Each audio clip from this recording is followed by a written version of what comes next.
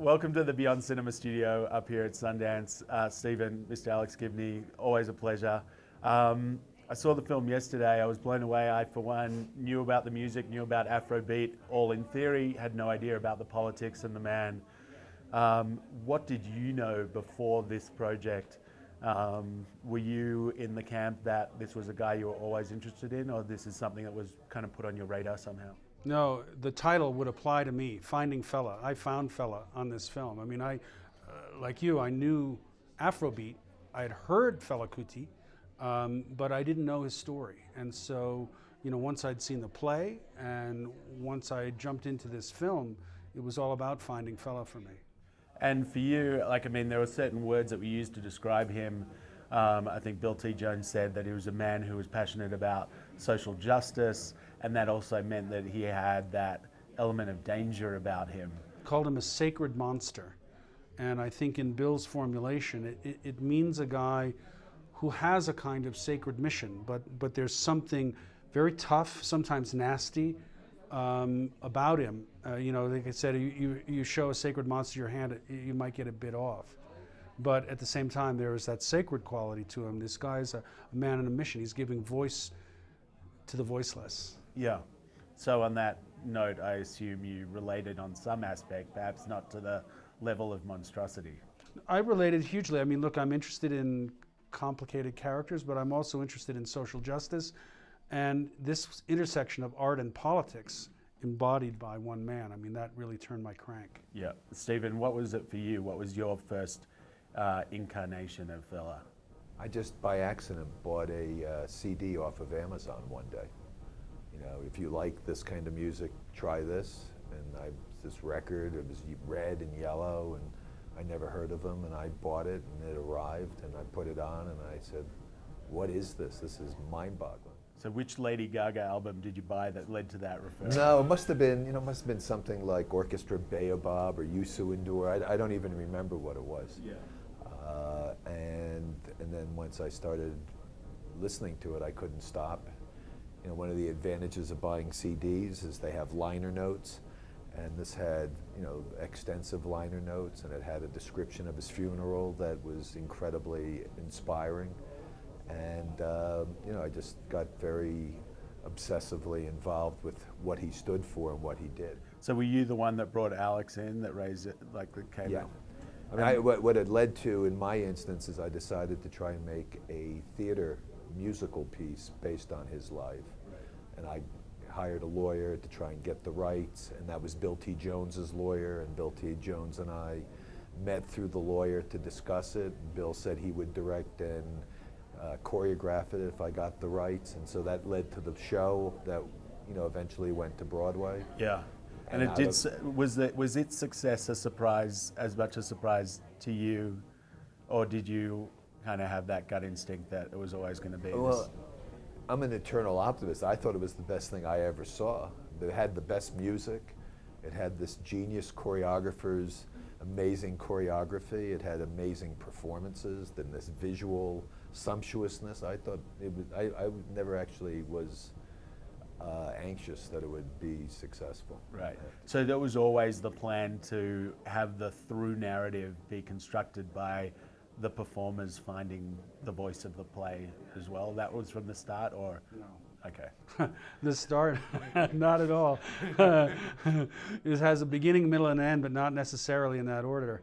The project started with Steve came to me, and we're going to do a film about taking the Broadway show to Lagos.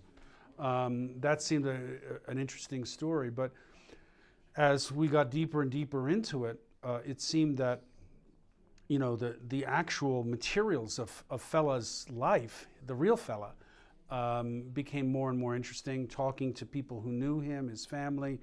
And so organically out of this process emerged a theme that we then kept pursuing, which was Finding Fela. Who is this guy, and why does he still matter?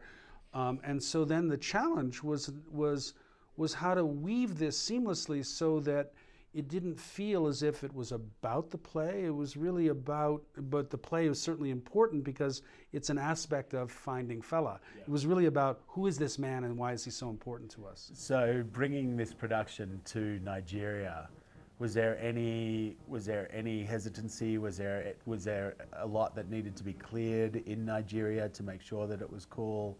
Is it still a touchy subject? Well, it's interesting. Fela was persona non grata in Nigeria when we started, and the family, gave me the rights to make this production, and 3 years later we started performing it off Broadway, and suddenly the word got out that there was a musical about Fela.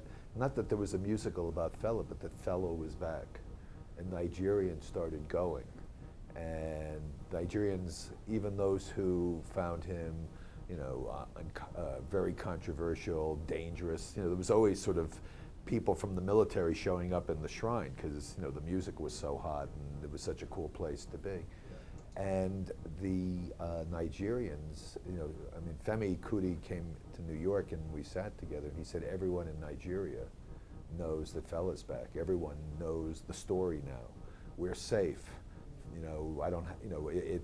It's now the country knows that Fela is on Broadway, and it redeemed him. And actually, the hard part of getting the show to Nigeria was finding someone who would pay for it, because we essentially moved the entire Broadway show to Lagos, and the footage that you see in the film of the show is the Lagos production. Right.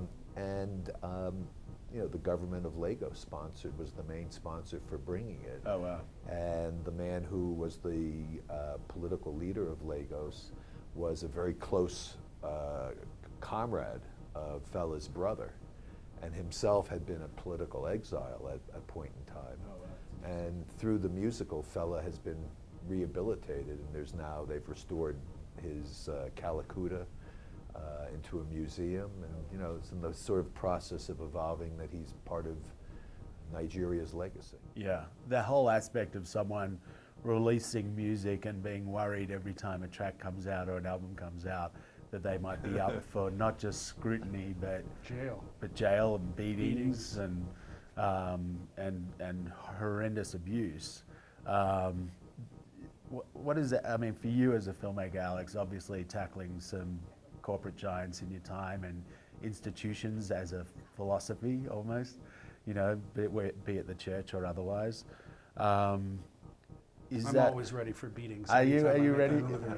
Ready for? Yeah. Is there ever a time that you do concern yourself with it or take steps or anything, or is it that's just how it is?